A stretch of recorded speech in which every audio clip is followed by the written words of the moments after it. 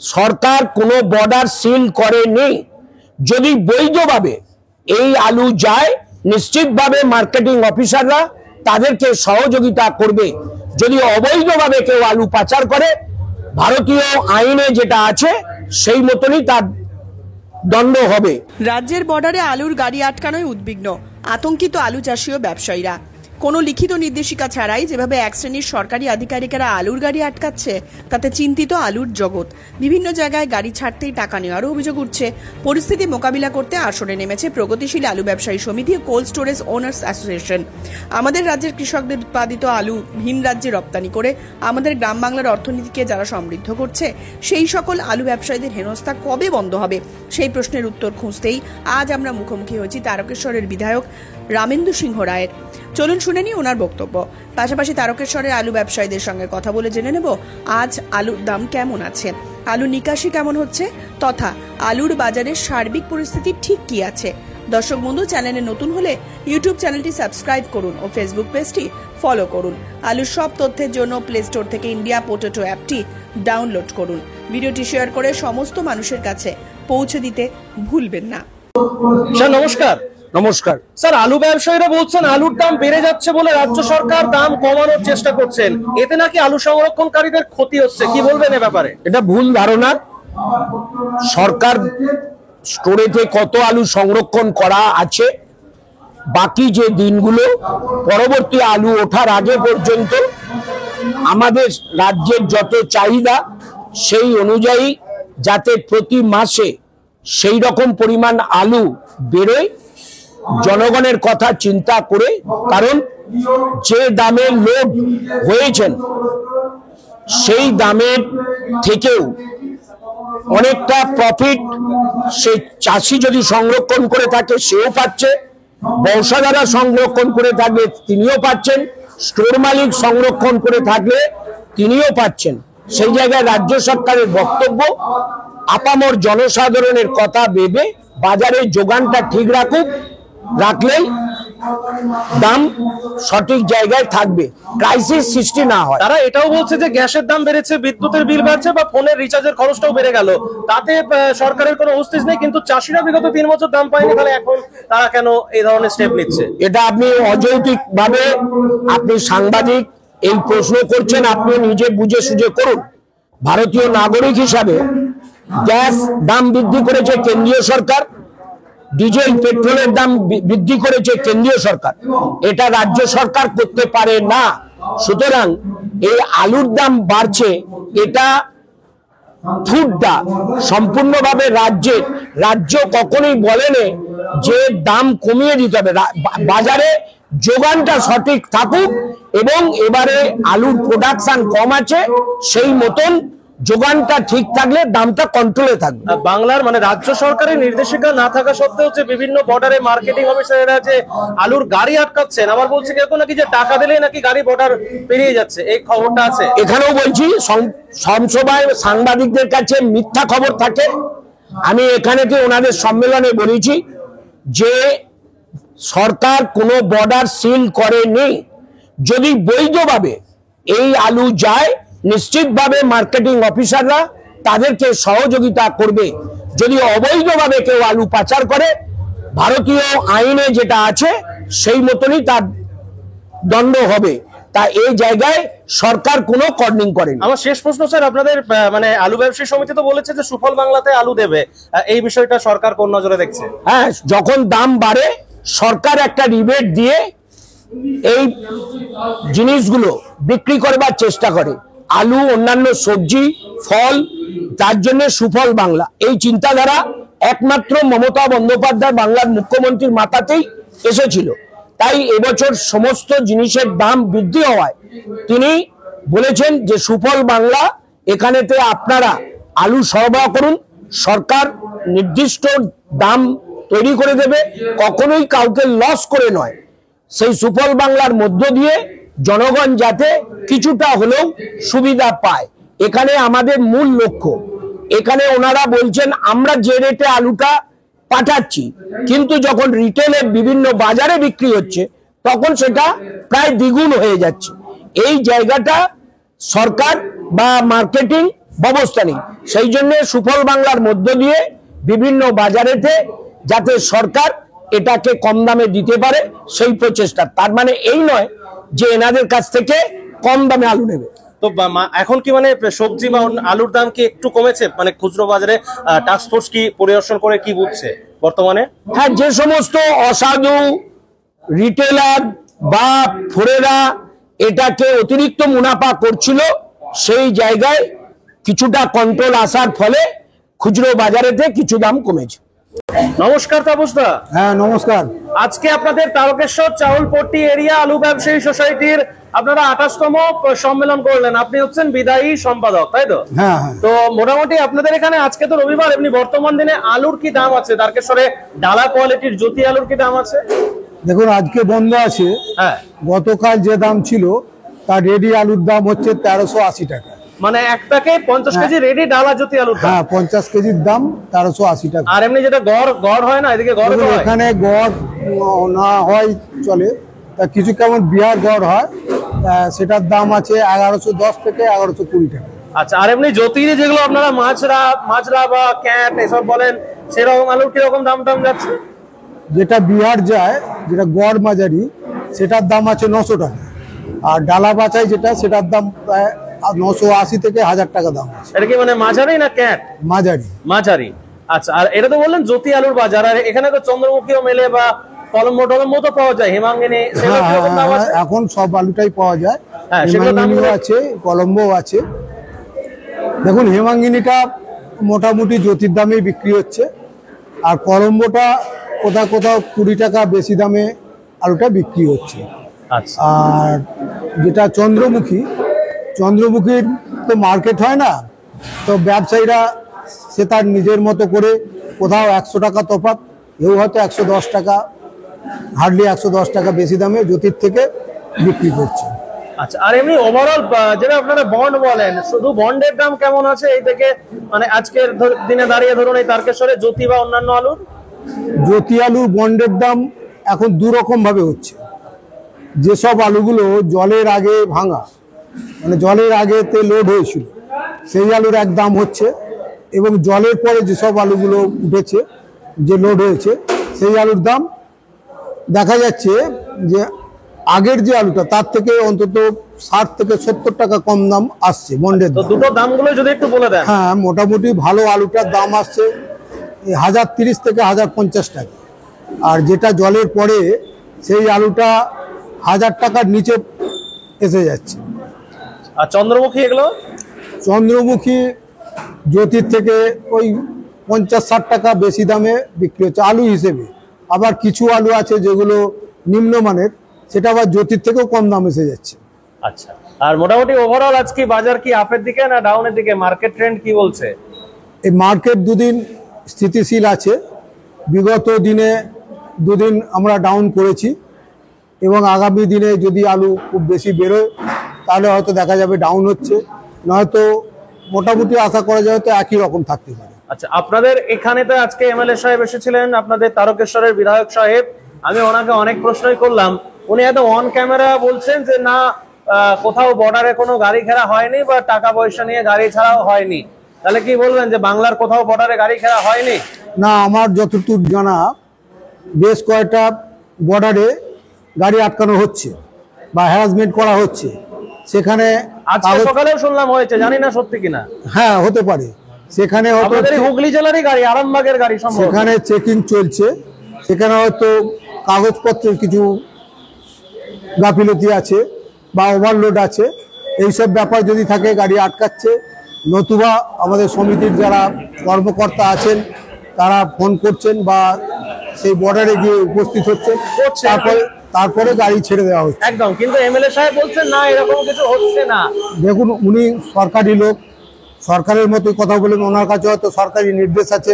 এবার আমরাও জানি যে সরকারের সেরকম নির্দেশ নেই যে গাড়ি আটকাবার, কিন্তু ওরা হ্যারেস করছেন যাতে করে যদি আলুর দামটা কমে, এইভাবেই হ্যারাসমেন্ট। বাজারের থেকে কম দামে আলু মানে বলে সুফল বাংলা যে প্রকল্প আছে, সেটা নিয়ে আপনারা কিছু ভাবছেন নাকি তারকেশ্বর চাউলপট্টি এরিয়া আলু ব্যবসায়ী সোসাইটি?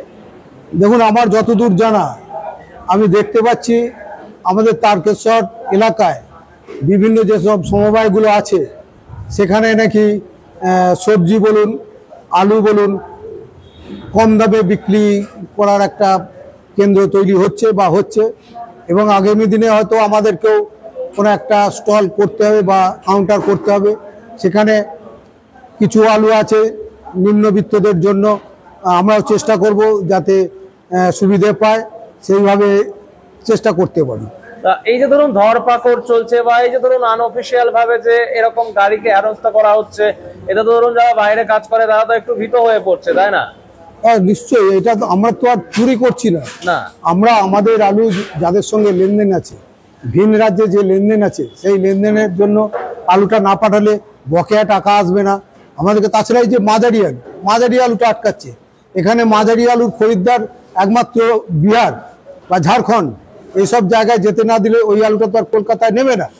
আমরা ওই আলুটা যদি কলকাতায় নেয় 1000 টাকা, মানে 20 টাকা 22 টাকা কেজিতে পাবে, তাহলে যারা কিনে খেতে পারবে না বলছে, বেশি দাম হয়ে যাচ্ছে, তারা ওই মাঝারি আলুটা বা ছাঁট আলুটা, আমি খাবো রাজভোগ আবার দামটা চাই কম দামে, সেটা তো হয় না। আমি 6 টাকা দিয়ে আমি তো আর 12 টাকা রাজভোগটা তো পেতে পারি না। আমি যদি 6 টাকারই খেতে চাই তাহলে মাঝারি খাবো, ছাঁট খাবো। ভালো আলু খাওয়ার লোক আছে, সরকারি যারা চাকরি করেন তাদের কারো 80,000 টাকা 1 লাখ টাকা মাইনে, তাদের তো ওই 35 টাকা কেজি আলুটা কিনে খেতে অসুবিধা হওয়ার কথা নয়। তার চেয়েও বড় কথা, একটা সংসারে আলু লাগে প্রতিদিন হার্ডলি 1 কেজি। মানে 1 কেজি আলু খেতে যদি আমার 5টা টাকা বেশি খরচ হয়, কোনো ব্যাপার নয়।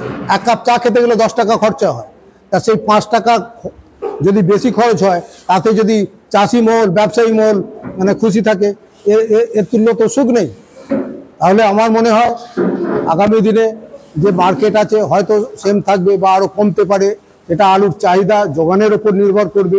আলু যদি বেশি থাকে অটোমেটিক দাম কমবে, তখন কোনো সরকারকেই আসতে হবে না, এমনিতেই দাম কমে যাবে। আর প্রকৃত শর্টেজ থাকে তাহলে চাষি বলুন, যা ব্যবসাদার বা স্টকার যারা রেখেছে, তারা আজ বেশ কয়েক বছর পর একটু লাভের মুখ দেখেছে, তাদের পরিবারের মুখে হাসি ফুটেছে, এটাও অন্তত সরকারের দেখা উচিত। নমস্কার স্যার, নামটা যদি বলেন। আমার নাম অসিত বরণ নন্দী। পরিচয়? আমি তারকেশ্বর ইউনিটের একজন সদস্য। আচ্ছা, আজকে আপনারা যে সম্মেলন করলেন, মোটামুটি আমরা দেখলাম রাজ্য কমিটির এবং অন্যান্য যে জেলা কমিটি রয়েছে তারাও উপস্থিত ছিলেন। মোটামুটি কারা কারা এসেছিলেন যদি একটু বলেন বিস্তারিত। রাজ্যর সভাপতি সম্পাদক এবং জেলার সভাপতি সম্পাদক এবং রাজ্যের ক্যাশিয়ার এবং বিভিন্ন থানা থেকে থানার সম্পাদক, সভাপতি সবাই এসেছিলেন। হুগলি জেলা বাদ দিয়ে তো অন্যান্য জেলার সভাপতি সম্পাদক, হ্যাঁ, বর্ধমান জেলার সভাপতি সম্পাদক, বাঁকুড়ার সভাপতি সম্পাদক এবং মেদিনীপুর জেলার সভাপতি সম্পাদক এসেছিলেন। তো মোটামুটি রাজ্য কমিটির নেতারাও এসেছিলেন। সকলের সান্নিধ্যে আজকে মোটামুটি সফলভাবে সম্মেলন কমপ্লিট হলো। আমরা 3 বছর বাদে আমাদের খুব ভালো হয়েছে। আজকে সকল দূর দূর প্রান্ত থেকে এবং রাজ্য নেতারা যে এসেছিলেন তাতে আমরা খুব আনন্দিত, এবং আমাদের যারা সদস্য ছিল তারাও আজ আমাদের সঙ্গে ছিলেন সকাল 9টা থেকে মোটামুটি 3টে পর্যন্ত। এমএলএ সাহেবকে বা ধরুন আপনাদের যারা রাজ্য নেতৃত্ব এসেছিলেন, এখানে যে ব্যবসা করতে যা যা সমস্যা হচ্ছে সেগুলো বললেন? হ্যাঁ, এমএলএ সাহেবকে রাজ্য নেতারা বলেছেন, কিন্তু এমএলএ সাহেব তো যেটুকু শোনার সেইটুকু শুনে উনি ওনার কথা বলে গেছেন। তারপরে যে আমাদের যে ইউনিটের সমস্যা, সে কথাগুলো তো এমএলএ সাহেবকে সব আমরা বলতে পারিনি, কারণ তার আগে উনি চলে গেছেন। তবে আমাদের ইউনিটের সমস্যা অন্য কিছু নেই, কারণ আমরা বেশিরভাগটাই কলকাতা ভিত্তিক ব্যবসা আমাদের। এখন আমাদের কিছু ব্যবসা আছে বিহারে, সেই বিহারে যারা ব্যবসা করেন তার মধ্যে আছেন অক্ষয় সাউ আছেন, উনি ওনার সুবিধা অসুবিধাটা একটু বলবেন। কিন্তু আমরা কলকাতা যারা ব্যবসা করছি, এখনও আমাদের কলকাতা বাজারে সেই প্রভাবটা আমাদের কাছে আসেনি, কারণ আমরা যে দামে আলু বিক্রি করছি সেই দামটার উপরে কলকাতার যে ব্যবসাদাররা আছে, যে কোয়ালিটিটা আমরা দিচ্ছি, আমরা হাইয়েস্ট কোয়ালিটি দিয়ে মার্কেটে আলুটা পাঠাই, যার ফলে আমাদের কলকাতা মার্কেটে এখনও আমাদের কাছে কোনো আওয়াজ আসেনি যে আমরা আলু বিক্রি করতে পারছি না, বা আমাদের ঝামেলা হচ্ছে, বা আপনারা কম দামে আলু পাঠান। কলকাতা ভিত্তিক যে ব্যবসা, সেই ব্যবসাদাররা কিন্তু আমাদেরকে এখনও বলেনি যে আপনারা কম দামে আলুটা পাঠান। কারণ এখনও কলকাতায় যে দামে আলু বিক্রি হচ্ছে তাদের ওপর কিছুটা চাপ আছে যে আলুর দাম নিয়ন্ত্রিত করবার বা দাম কমাবার, কিন্তু কোয়ালিটিটা বলেনি তারা যে কোয়ালিটি ডাউন করে আমাদেরকে আলু দেওয়ার কথা, এখনো পর্যন্ত কলকাতা ব্যবসাদাররা বলেনি। সেই জন্য আমরা আমাদের কোয়ালিটিটা মেনটেন করেই আমরা ইউনিট ব্যবসা করব, এটা মোটামুটি একটা স্থির করেছি। মানে আমরা কোয়ালিটি ডাউন করে ব্যবসা করব না। দাম একটা স্থিতিশীল, সারা ভারতবর্ষে মিলে একটা স্থিতিশীল মার্কেট এসেছে। সেখানে শুধু বাংলার সরকার বলছে বলে নয়, বিভিন্ন সরকার বিভিন্ন জায়গায় এই দাম ওঠার জন্য সারা ভারতবর্ষ মিলে উত্তরপ্রদেশেও সরকার একটা চিন্তাধারা করছে এই দামটাকে নিয়ন্ত্রণের জন্য। তো দাম এমনি নিয়ন্ত্রণে আসতো, দাম যে হাই হয়েছিল সেটা আমাদেরও আশা ছিল যে 20-40 টাকা দাম কমবে, সেই দামটা একটু কমেছে। আমাদের আশা আছে যে আরও হয়তো 10-20 টাকা কমতে পারে, এই আশা রাখ। কিন্তু আমরা কোয়ালিটি ডাউন করে ব্যবসা আমাদের ইউনিট করবে না, বা কলকাতা ভিত্তিক যে ব্যবসা করি, কলকাতার যারা ব্যবসা করে বা কলকাতার যারা বিক্রি করে আমাদের আলু, তারা এখনও কোয়ালিটি ডাউন করে আলু দিতে বলেনি। সেই জন্য আমরা এখন এই জায়গাতেই স্থিতিশীল আছি। নমস্কার। নমস্কার। নমস্কার। নামটা যদি বলেন। পরিতোষ পাল। পরিচয়, পরিতোষ বাবুর পরিচয়। আমার পরিচয় হচ্ছে আমি বিদায়ী কমিটির ক্যাশিয়ার ছিলাম। আচ্ছা, তো মোটামুটি টাকা পয়সা হিসেব রাখতেন, আলু ব্যবসা করেন, আলু একদম রাজ্য কমিটির লোক আপনি, তাই তো? হ্যাঁ। তো ওভারঅল রাজ্যের টাকা পয়সার লেনদেন, মানে যেটা হচ্ছে দাম, এখন এমন একটা জায়গায় চলে গেছে, মানে আলুর বিষয়টা যে কি দাম হবে, দাম কতটা বাড়বে, সেটার থেকেও বড় কথা হচ্ছে যে আলুটা আদৌ বাইরে পাঠাতে পারবো কিনা, এরকম একটা চিন্তা ভাবনা চলে এসছে যারা বাইরে কাজ করে। তারা কতটা সমস্যায় রয়েছে এখানকার তারকেশ্বরের? সমস্যা একটা, সরকার একটা জায়গা সৃষ্টি করছে দামটা নিয়ন্ত্রণ করার জন্য, খুবই ঊর্ধ্বমুখী হয়ে গেছিল। সেই কারণেই এখন রাজ্য কমিটি সেই জায়গায় এর আগে মিটিংয়ে বসে একটা সিদ্ধান্তে এসেছে যে দামটা এরকম জায়গায় থাকলেও আমাদের কারো অসুবিধে নেই। আলু তো প্রতি বছরই লোকসান করে করে পিঠ থেকে গেছে, ব্যবসাটা শেষ হয়ে গেছে। এবছর সামান্য কিছু লাভ দেখতে পেয়েছে, সেই লাভের এতে ব্যবসাদাররা একটু বেরিয়ে পড়েছে। তাই এতে এমন কিছু ঊর্ধ্বমুখী হয়নি বাজার। তাই এতে যদি সরকারের এতে আমরাও চাইছি যে এই জায়গাতেই থাকুক, অল্প সীমিত লাভেও আমরা খুশি। এর থেকে এখন বাইরে যাতে আলুটা যেতে দেয়, যদি না যেতে দেয় তাহলে আলুটা তো বিক্রি হবে না, তাহলে একটা সময় ফেলে দিতে হবে। তাহলে আলুটা এখন বেশিরভাগ আলু আছে চাষির। আমরা যে আলুটা লোড করি, এতদিন যে আলুটা বেরিয়ে গেছে সেটা ব্যবসাদারদের কিছু যে যেমন রেখেছিল সেটাই বার করেছে, কিন্তু চাষি তো আলু বেচে না, চাষির আলুটাই রয়ে গেছে। 70% আলু আছে চাষি, তা সেই আলুটা চাষি হয়তো লাস্টে মারা যেতে পারে। এরকম যদি আটকায় বা এরকম যদি ধরপাকড় হয়, তাহলে আলু তো আমাদের দেখা যাবে কলকাতা, দক্ষিণ 24 পরগনা, উত্তর 24 পরগনা, কলকাতা নিয়ে হয়তো দেখা যাবে আমাদের এই হুগলি জেলা থেকে আর বর্ধমানের কিছুটা অংশ আর হাওড়া কিছুটা অংশ, এই টোটাল হয়তো দেখা যাবে 5 কোটি প্যাকেট আলু আমাদের কলকাতার দিকে যায়। 5 কোটির প্যাকেটের মধ্যে 1 কোটি প্যাকেট হয়তো সুপার কোয়ালিটি আলু তৈরি হয়। সেই 1 কোটি প্যাকেটটাই হয়তো ঊর্ধ্বমুখী দাম থাকে, বাকি আলুটা কম দামেই কলকাতায় বিক্রি হয় বিভিন্ন জায়গায়। কলকাতায় যেমন আমাদের আছে জানবাজার, আমাদের আছে শিয়ালদা, লাস্টডাউন, বিভিন্ন জায়গায় এগুলো কম দামের আলুই বিক্রি হয়। কিন্তু হয়তো নিউ মার্কেট, গড়িয়া, টালিগঞ্জ এইগুলো হয়তো দেখা যাবে একটু ভালো উচ্চাঙ্গের আলু বিক্রি হয়, সেই জায়গায় আমাদের কিছু আলুটা যায়। এই আলুটাই আমাদের অসুবিধা এখনো পর্যন্ত হয়নি, চারিদিকে বিভ্রান্তি হচ্ছে, এটা আশা করি সলভ হয়ে যাবে। সেই জায়গায় বাইরে আলুটা যদি বন্ধ হয়ে যায় তাহলে বন্ধ হবে না। আমাদের মিটিং ছিল, কোনো জায়গায় এখন এদিকে মেদিনীপুর, বাঁকুড়া কোথাও আটকায়নি, আটকেছে যেটা কিছু বিহারে যাচ্ছে, ঝাড়খণ্ড যেটা যাচ্ছিল বর্ডারে 3 দিন আটকে ছিল। আমাদের রাজ্য কমিটির লোকেরা গিয়ে সেখানে আলুগুলো ডিসপ্যাচ হয়ে গেছে। ওরা বলছেন, বর্ডারের লোক, কেউ বলছেন যে মার্কেটিং অফিসার আটকাচ্ছেন, কেউ বলছেন যে থানা আটকাচ্ছেন। যেখানে যেটা যাচ্ছে তার অপরিধ দেখা যাচ্ছে, হয়তো সেটা 6-8 ঘন্টা কি 10 ঘন্টার ডিটেন্ড করে গাড়িগুলো আবার ছেড়ে দিচ্ছে আমাদের লোক গেলে। তার সাথে কিছু এখনো পর্যন্ত কিছু এফেক্ট পড়েনি। সেই হিসেবে টাকা নিয়ে গাড়ি ছাড়ছে, এটা কি সত্যি? টাকা নিয়ে দেখুন, ড্রাইভাররা বলছে পয়সা নিচ্ছে অফিসার, কিন্তু আমাদের লোক যখন যাচ্ছে তখন কোনো অফিসার বলছে না আমরা পয়সা নিচ্ছি, আমাদের পয়সা কেন নেবো আমরা, সেই জায়গায় তো কেউ বলে না পয়সা নিচ্ছি। তাই আমি এই জায়গাটায় বলতে পারবো না আপনার। নমস্কার, নামটা যদি বলেন। নমস্কার, একটু জোরে বলবেন। নমস্কার আপনাকেও। নামটা আমার বলুন। নাম অক্ষয় শাহ, আমি তারকেশ্বর আলু কমিটির একজন সদস্য। বাইরে কাজ করেন বেশিরভাগ? বাইরে আমাদের মেনলি ঝাড়খণ্ড আর বিহার কাজ হয়। সরাসরি এখান থেকে আলু পাঠান? এখান থেকে পাঠাই। হ্যাঁ, তো মোটামুটি কোনো সমস্যা হয়েছে নাকি এই কদিন? সমস্যা তো অতদিন কিছু হয়নি, লেকিন আজকে বুধবার, একটু জোরে বলুন। গত বুধবার যে গাড়ি আমরা লোড করেছিলাম তার মধ্যে দুটো গাড়ি আসানসোল বর্ডার হয়ে ঢুকেছিল। তখন রাত্রে ফোন করতে ড্রাইভার 2টোর সময় এই গাড়ি পুলিশ ধরে নিয়েছে, বলছে আলু যাবে না। আমরা ভাবলাম কি এটা তো এখন কোনো লিখিত ঘোষণা সরকার করেনি, কেন ধরছে? ও যায়নি, ড্রাইভার মিথ্যে বললো কি বললো, একটা গাড়ি বললো কি 5,000 টাকা চাইছে। তো আমি যাকে মাল বিক্রি করেছিলাম বিহারে, সে পার্টিকে ফোন করলাম। উনি বললেন কি করবে, আপনি ড্রাইভারকে বলুন টাকা দিয়ে আসতে, নাহলে আমার মার্কেট ছুটে যাবে, আমি আলুতে লস খেয়ে যাবো। আমাকে বাজার একটু ডাউনের দিকে ছিল সেদিন, এখনো ডাউনে আছে বিহারে মার্কেট। আরেকটা গাড়ি বললো আমার সঙ্গে 1800 টাকা চাইছে। এবার ওকেও আমরা সেইভাবে রিপোর্ট সেদিন বললো কি যা টাকা দিয়ে চলে যা, আমরা ওখানে পার্টি পেমেন্ট করে দিয়েছি অলরেডি।